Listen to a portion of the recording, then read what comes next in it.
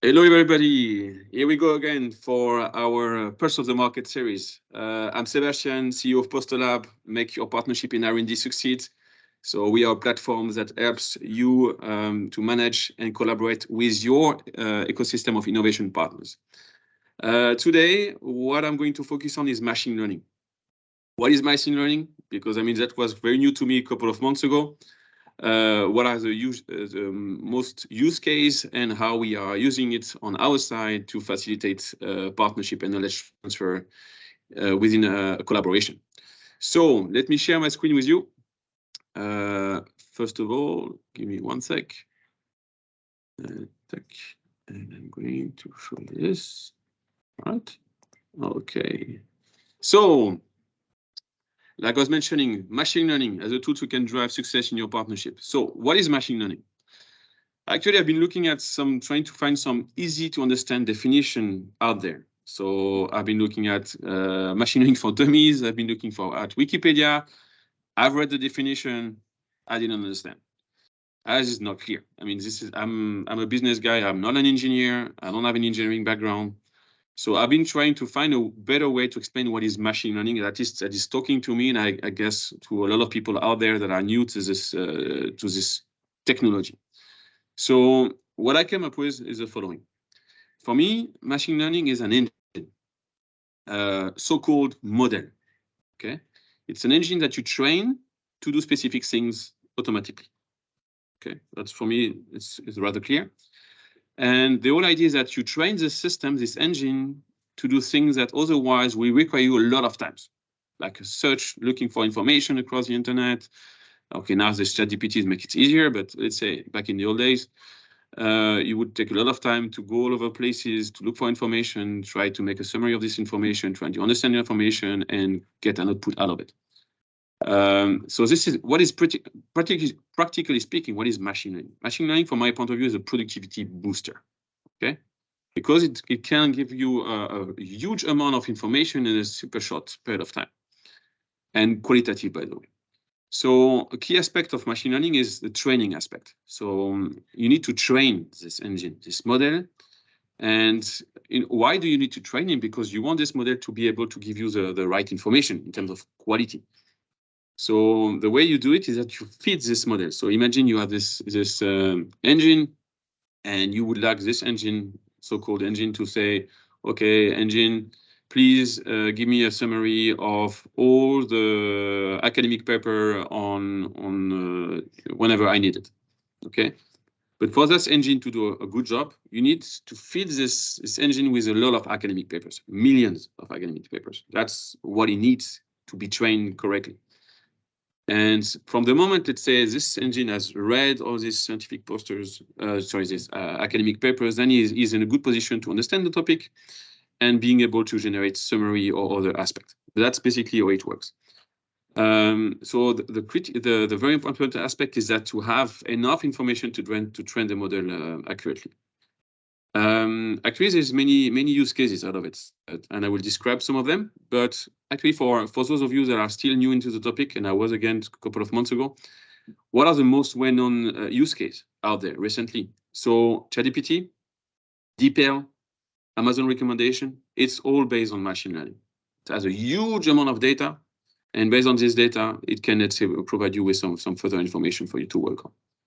So I hope it's clarified a little bit the machine learning, and sorry to my engineers colleague and my data scientist friends if I did not come up with a very, let's say, down to earth engineering definition, but I tried to do something that was more like clear for the world outside. So how do we use it on our side? There is many ways we are using machine learning. So we are using it to summarize information that has come up from, let's say, we have customers that are during a collaboration, there's a lot of content that is going to go back and forth in between the partners. And on our system, all this content will be able to be uploaded and summarized. It makes it easier, let's say, to go directly to the point, especially when you are doing a scientific collaboration. And also, because you are doing a summary, you are also being able to understand what is the topic of this document, and then what are the keywords and profile and recommendations. So the overall, what is our goal here is that to be able to map knowledge that is being exchanged in between parties during our recommendation, because there's a lot of it. So you need to be able to super fast find this knowledge, because you need this knowledge to make any kind of decision during the collaboration. And also what is important is that from this moment that you are mapping the knowledge, it can be reused in any other collaboration. You may say, okay, did we work on this specific topic in the past? Yes. You put the keywords, you see the document that was related to it, you see the people that was attached to it, you see the partners that was attached to it. So it's structuring the whole knowledge creation of a collaboration at a given day, and then can be reused as a legacy knowledge for any further collaboration. So now let me show you how it works. One sec, I'm going to switch my screen here. So I need to go to the right screen. I think it's this one. Yes, it is. All right. So just as a quick information, so now we are on the PosterLab platform, and so I mean I've showed you a lot of things last time, but I'm going to show you two specific things that are related to machine learning. First one is when you're onto our platform, you see, let's say, your ecosystem of partners. That's your innovation partners, or your partners are here.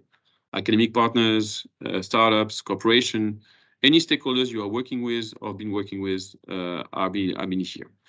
The big thing is, partners comes and go, and what is important, let's say, for any company is to have a systematic way to profile partner and to put it into your ecosystem so it can be found by anyone super fast. So the idea is it's following. I go into add organization.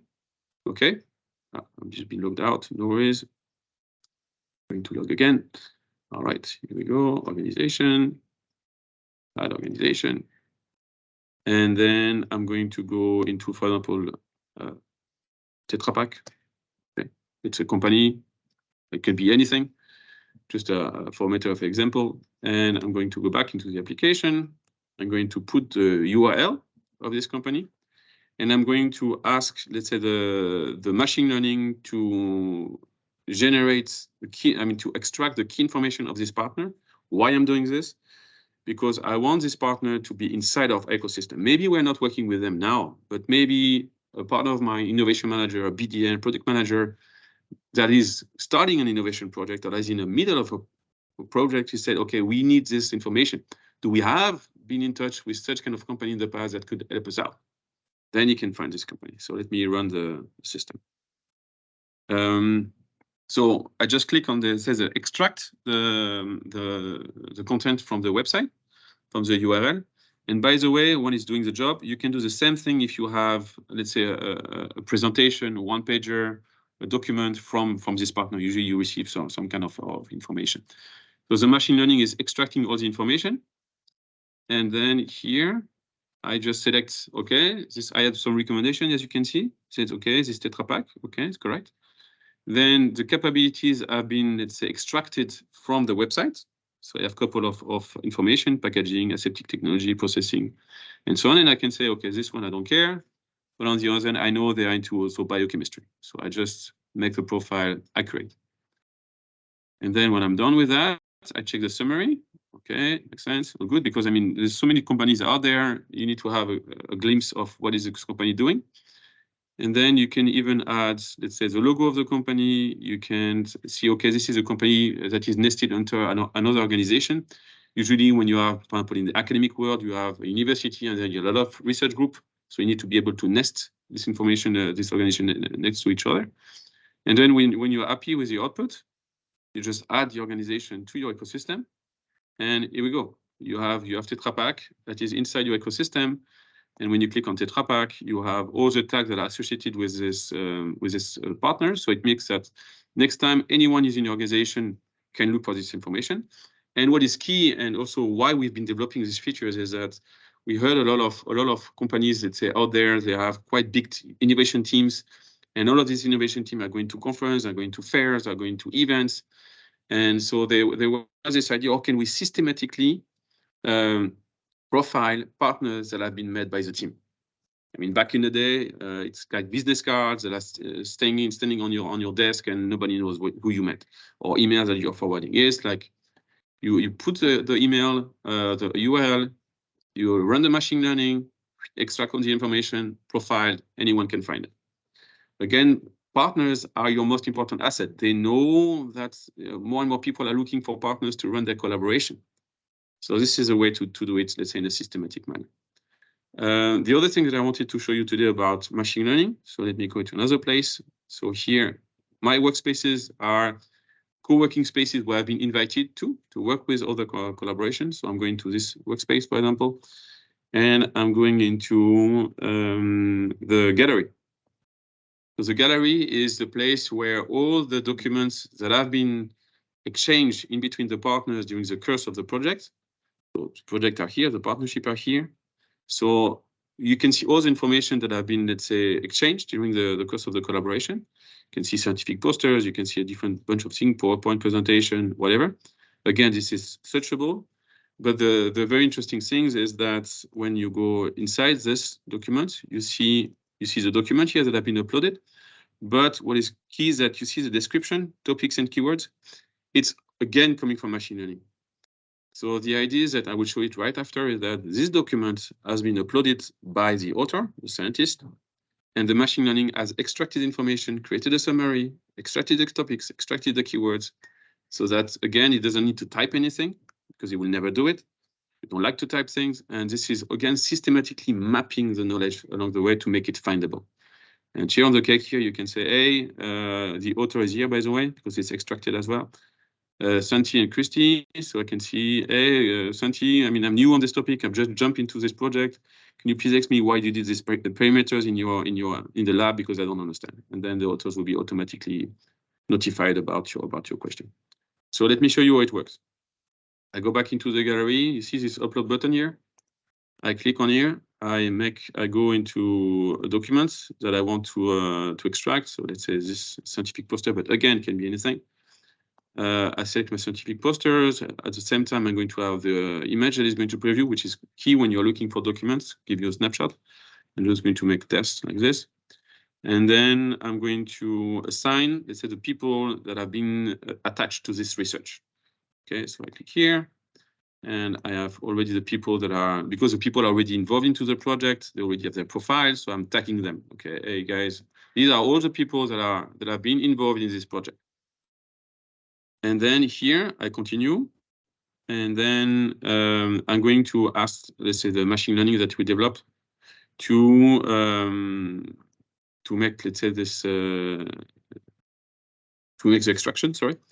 So again, same function as before. Machine learning that we trained. So we trained on more than 3 million academic papers and posters, because it's quite tricky thing. So that's how we did it. You can see here I have the summaries that is automatically generated from the content of the documents, and I can adapt it, because maybe say, okay, I don't know, perimeters, I mean, you can do whatever you want. Okay, then you check the topics. Okay, are they geoscience, immunology, oncology, cognitive science? Okay, this is correct. We say, okay, this is not correct. Maybe this is better. I don't know, topic, whatever, you can add it. And then you have the keywords here. So again, you can check if the keywords are correct. And if it's fine with you, you can either decide, okay, I want this document to be public. Public means within, let's say, the gallery that is associated to these workspaces. So within a specific space where only people you selected can access to, or you can make it private, only to you, because it's a document. You may use it in a couple of days. You decide, okay? Then you upload this document. And then this document, you can view the document, like I just mentioned. So you see the summary, topics, and keywords. You see the authors that have been associated to this document, which is great. And share on the cat, which is used again in terms of but it's more related to the way we develop the platform, is all the keywords have been associated to the authors. And that's key. I mean, this is one of the very important things that we do, is that we try to find ways to, when we do one thing, when one thing is being done on the platform, you have 2 or 3 output. That's what we call frictionless. That's, for example, like I mentioned, you upload a document, you have all the extraction of the keywords and the topics, and then these topics are attached to a document, and the same topics and keyword attached to a person. Why? Because knowledge is made of 2 things. It's made of an asset, a document, and a person. That's our definition. So you need to have this knowledge that is associated with the document and the person.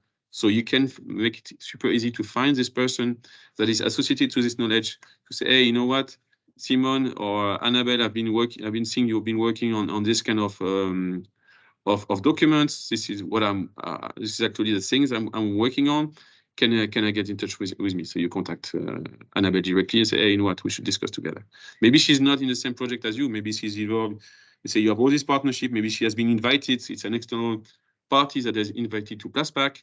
Maybe you are being invited to you are let's say from the customer from organization X. Sorry, you are one of the employee of organization X. You have been attached to EV battery, but you can find the profile of Annabelle that is involved in another project invited by another colleague of yours, and you can directly let's say connect Annabelle. So it makes the overall mapping of your ecosystem of partners and knowledge associated super easy, so you can really accelerate innovation and collaboration. So that's what I wanted to show to you today. Let me just stop sharing if I can do this, right? And here again. So thank you for being there today. And I propose that if you have any question about our machine learning, reach out to me. Sebastien at PosterLab.co. So Sebastien the French way, Sebastien at PosterLab.co. All right. Have a great day, and thank you very much for your time, and see you next week.